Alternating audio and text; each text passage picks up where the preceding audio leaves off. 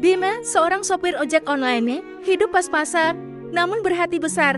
Suatu hari, ia membatalkan orderan penting demi menolong seorang ibu hamil yang hampir melahirkan di jalan. Meski harus menerima rating buruk dan teguran dari aplikasinya, ia tetap merasa lega karena nyawa ibu dan bayinya selamat. Beberapa bulan kemudian, Bima mengalami kecelakaan parah dan tak mampu membayar biaya rumah sakit. Saat semua terasa buntu, keluarga ibu hamil yang pernah ia tolong datang dan membayar seluruh biayanya. Kebaikan kecil yang dulu ia lakukan ternyata kembali padanya, menyelamatkan hidupnya. Siang itu, matahari menyengat begitu terik hingga aspal jalanan terlihat berkilau seperti bara. Bima mengusap keringat di dahinya dengan tangan yang kasar dan gelap terbakar matahari. Helmnya ia geser sedikit ke atas agar angin bisa masuk, meski angin kota pun tak lebih sejuk dari hawa kompor. Orderan terakhir nih, habis ini bisa istirahat sebentar, gumamnya sambil menatap ponsel yang menempel di holder motornya. Pesanan makanan, ayam geprek level 5, minuman dingin plus ekstra sambal. Lokasinya tidak terlalu jauh, tapi cukup untuk menambah ongkos parkir dan bensin yang tadi pagi sudah terkuras. Bima bukan orang yang suka mengeluh, tapi belakangan ini hidup memang terasa makin berat. Cicilan motor yang belum lunas, kontrakan yang harus dibayar tiap bulan, dan ibunya di kampung yang sering butuh biaya obat. Semua itu membuatnya tak punya pilihan selain terus gas online dari pagi sampai larut malam. Motor tuanya meraung saat ia menarik gas, menembus padatnya kendaraan di tengah kota. Sesekali ia melirik aplikasi, takut pelanggan komplain kalau pesanan telat. Di dunia ojek online, rating adalah segalanya. 1 bintang bisa berarti hilangnya kepercayaan, bahkan ancaman suspend dari aplikasi. Tapi, tepat di tikungan menuju jalan besar, langkah Bima terhenti. Ia melihat seorang perempuan hamil besar berdiri sempoyongan di trotoar. Wajahnya pucat, napasnya terengah-engah. Tangannya memegangi perut yang tampak sudah hampir turun. Orang-orang lalu lalang di sekitarnya, hanya menoleh sebentar lalu pergi, sibuk dengan urusan masing-masing. Astaga! Bima refleks menghentikan motor. Ia turun, mendekati perempuan itu. Ibu kenapa?" tanyanya dengan suara cemas. Perempuan itu membuka mulut, namun hanya keluar desahan pelan. "Mas, tolong, perut saya sakit, kayaknya mau lahiran." Darah Bima berdesir. Ia menoleh ke sekeliling, berharap ada orang lain yang bisa membantu, tapi tak ada. Semua sibuk dengan ponsel, jalan cepat, bahkan ada yang malah menghindar seakan takut kerepotan. Astaga, Bima garu-garu kepalanya gusar. Pandangannya jatuh pada ponsel di holder motornya. Timer aplikasi masih berjalan. Tanda pesanan makanan masih menunggu. Kalau ia tinggalin, jelas rating anjlok, bahkan bisa kena teguran keras. Tapi kalau ia abaikan ibu itu, bagaimana kalau benar-benar melahirkan di jalan? Pikirannya bercabang antara perut kosongnya sendiri dan nyawa orang lain. "Ibu, saya ojol, saya lagi ada orderan, tapi kalau ibu butuh cepat ke rumah sakit, ya sudah, biar saya antar." Air mata sudah menggenang di pelupuk mata sang ibu. "Tolong mas, saya nggak kuat lagi." Detik itu juga, Bima menekan tombol cancel order di aplikasinya. Layar ponsel langsung memunculkan notifikasi merah. "Anda akan mendapat penalti." Bima hanya menelan ludah, lalu buru-buru menyalakan motor. "Ayo bu, pegangan ya. Jangan banyak gerak," katanya sambil membantu perempuan itu naik ke jok belakang. Dengan kecepatan seadanya, ia melajukan motor menuju rumah sakit terdekat. Klakson ia tekan berkali-kali, berdoa agar kendaraan lain mau memberi jalan. Setiap detik rasanya seperti lomba melawan maut. "Ibu, tahan sebentar, kita sebentar lagi sampai," ucapnya dengan suara parau. Perempuan itu hanya bisa mengerang, sesekali menggigit bibir, menahan rasa sakit yang jelas tak tertahankan. Akhirnya, gerbang rumah sakit terlihat. Bima menghentikan motor tepat di depan UGD, lalu berteriak pada petugas, "Tolong, Bu ini mau lahiran." Beberapa perawat bergegas keluar membawa tandu. Perempuan itu segera dibawa masuk. Bima berdiri terengah-engah, bajunya basah oleh keringat, tangannya gemetar tak karuan. Ia menunggu di luar, duduk di kursi plastik, dengan napas tersengal-sengal. Perutnya keroncongan, kepalanya pusing, tapi pikirannya hanya satu, semoga ibu itu selamat. Tak lama, seorang dokter keluar. "Tadi siapa yang antar ibu hamil itu?" tanyanya. Bima berdiri cepat. "Saya, Dok." Dokter tersenyum lelah.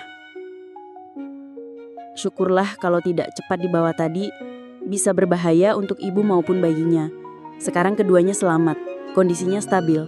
Terima kasih, Mas." Bima menunduk, dadanya lega.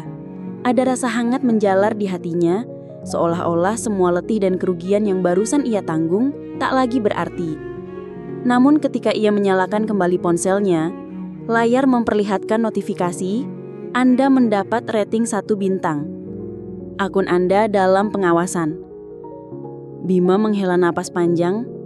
Ya sudahlah, gumamnya lirih. Ia menyalakan motor, bersiap kembali ke jalan.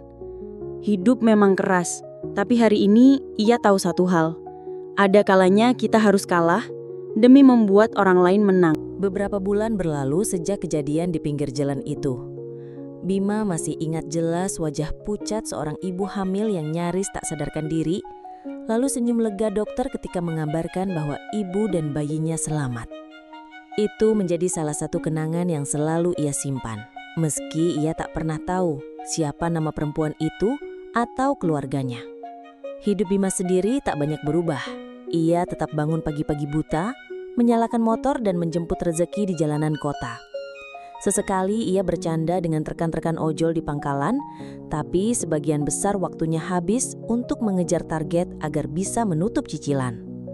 Motor tuanya makin sering rewel, knalpot berasap, ban sering kempes dan rem yang mulai aus. Tapi untuk mengganti suku cadang pun ia harus berpikir berkali-kali. Belum lagi ibunya di kampung yang sakit-sakitan. Hampir setiap minggu, Bima mengirim uang seadanya lewat transfer. Meski itu berarti ia harus menahan keinginannya makan enak atau sekedar membeli baju baru. Yang penting, ibu di kampung gak kekurangan.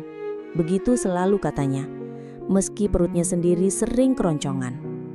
Malam itu, selepas mengantar orderan terakhir, Bima menerima satu permintaan perjalanan. Penumpangnya seorang pegawai kantoran yang baru pulang lembur. Rutenya agak jauh, melewati jalan raya besar yang relatif sepi kalau malam. "Alhamdulillah, lumayan buat nambah bensin besok," ucapnya sambil menerima order. Ia tak menyangka perjalanan itulah yang akan mengubah segalanya. Motor Bima melaju cukup kencang di jalanan lengang. Lampu jalan sebagian padam, hanya cahaya dari kendaraan yang sesekali lewat memberi penerangan. Penumpang di belakang sibuk dengan ponsel, tampak tak peduli dengan suasana sekitar. Tiba-tiba, dari arah berlawanan sebuah mobil melaju ugal-ugalan. Sopirnya tampak mabuk, menyalakan musik keras-keras dengan jendela terbuka. Bima sempat mencoba menghindar, tapi motor tuanya oleng saat ban depan menghantam lubang jalan. Brak! Tubuh Bima terpental, menghantam aspal keras. Penumpang teriak histeris, motor tergeletak beberapa meter jauhnya. Dengan lampu pecah berantakan. Semuanya terasa kabur. Suara kendaraan, teriakan orang, bahkan denyut nyeri di seluruh tubuhnya bercampur jadi satu. Yang ia rasakan hanya perih luar biasa di kaki dan darah hangat mengalir di pelipisnya. Ketika ia membuka mata lagi, Bima sudah berada di ranjang rumah sakit. Bau obat menyengat, suara mesin monitor berdetak pelan, dan cahaya lampu putih menusuk matanya. Kepalanya berat, tubuhnya nyaris tak bisa digerakkan. Seorang perawat berdiri di samping ranjang, mencatat sesuatu di kertas. Melihat Bima siuman, ia tersenyum tipis. Syukurlah Mas sudah sadar, tapi luka Mas cukup parah. Ada patah tulang di kaki kanan, juga luka dalam di bagian perut. Dokter bilang Mas harus segera operasi. Bima menelan ludah. Operasi? Iya Mas, kalau tidak bisa berbahaya. Tapi rumah sakit butuh uang muka untuk tindakan. Mas, sudah ada keluarga yang bisa dihubungi? Jantung Bima serasa jatuh ke dasar perut. Uang muka? Ia bahkan tak punya tabungan lebih dari beberapa ratus ribu di rekening. Kontrakan belum dibayar, cicilan motor menunggak. Apalagi untuk biaya operasi yang katanya bisa belasan juta. Perawat, saya nggak ada siapa-siapa di sini. Saya cuma kerja ojol, ucapnya dengan suara parau. Perawat itu tampak iba, tapi hanya bisa menghela nafas. Coba hubungi keluarga Mas. Kalau tidak, mungkin rumah sakit hanya bisa beri perawatan sementara. Tapi untuk operasi harus ada kepastian biaya. Setelah itu, perawat pergi, meninggalkan Bima sendirian. Ia menatap langit-langit kamar. Air matanya jatuh tanpa bisa ditahan.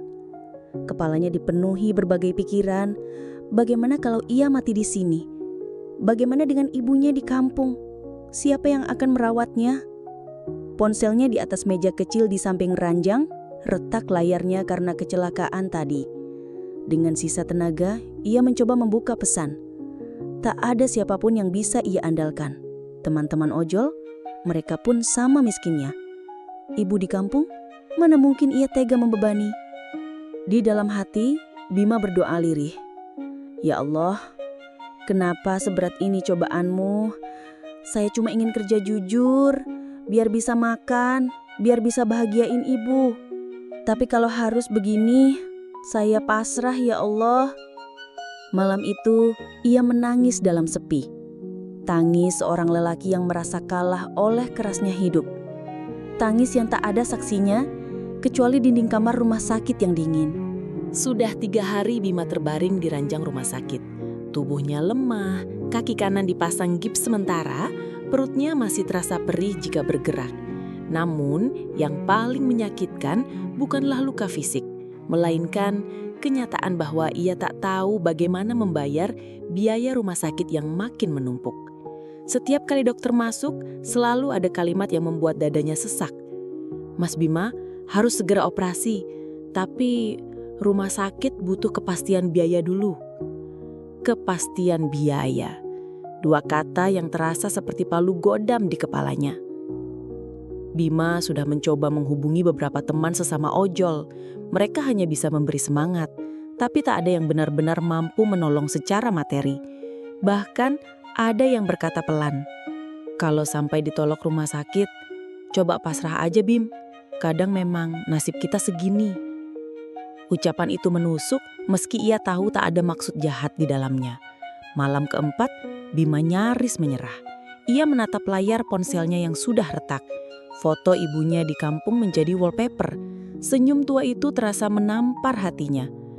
Kalau ibu tahu aku kayak gini, mungkin ibu ikut sakit lagi, pikirnya getir. Air matanya jatuh. Ia merasa sendirian, benar-benar sendirian. Namun, justru di saat hatinya paling gelap, pintu kamar perlahan terbuka. Seorang perempuan masuk sambil membawa buah tangan, ditemani seorang lelaki setengah baya. Perempuan itu mengenakan jilbab sederhana, wajahnya lembut tapi sedikit pucat. Lelaki di sampingnya tampak berwibawa, mungkin suaminya. Mereka berdua tersenyum hangat begitu melihat Bima. Bima sempat bingung. Ia mengerenyik, mencoba mengingat. "Maaf, saya kenal dengan bapak sama ibu." Perempuan itu melangkah lebih dekat. Matanya berkaca-kaca. "Mas, apa Mas gak ingat saya?" Bima menatapnya lekat-lekat. Ada sesuatu yang familiar. Dan tiba-tiba, kenangan beberapa bulan lalu datang menyerbu.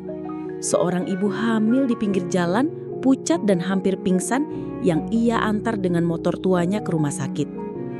"Ya Allah, ibu, ini ibu yang dulu." Suara Bima tercekak. Perempuan itu mengangguk, tersenyum sambil menahan tangis. "Iya Mas, Saya yang waktu itu hampir melahirkan di jalan. Kalau bukan karena Mas, mungkin saya dan anak saya nggak selamat. Suaminya ikut bicara.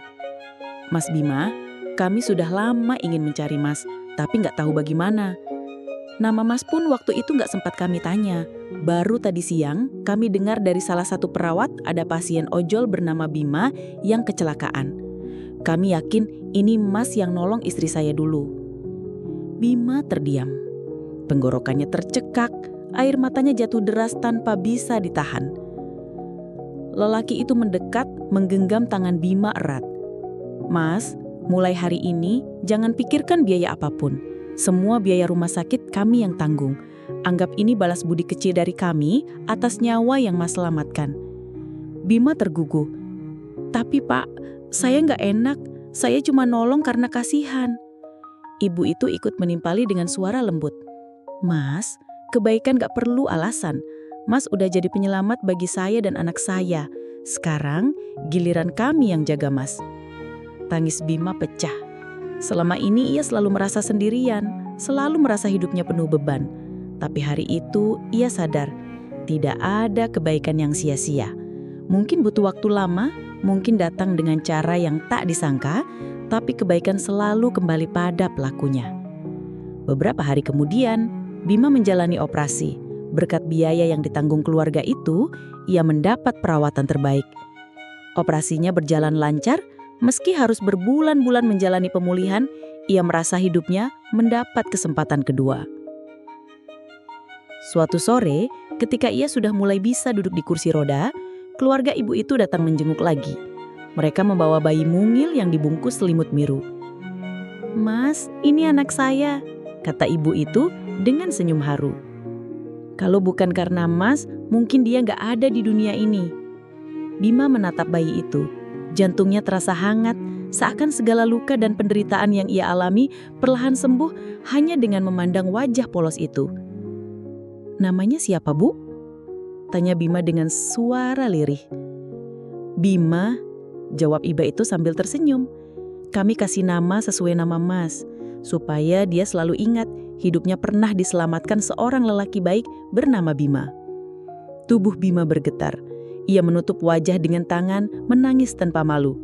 Tangis yang berbeda kali ini, bukan karena putus asa, melainkan rasa syukur yang begitu besar. Dalam hati ia berbisik, "Terima kasih ya Allah. Engkau tunjukkan padaku bahwa kebaikan gak pernah sia-sia. Bahkan saat aku merasa jatuh, ternyata ada tangan lain yang siap mengangkat."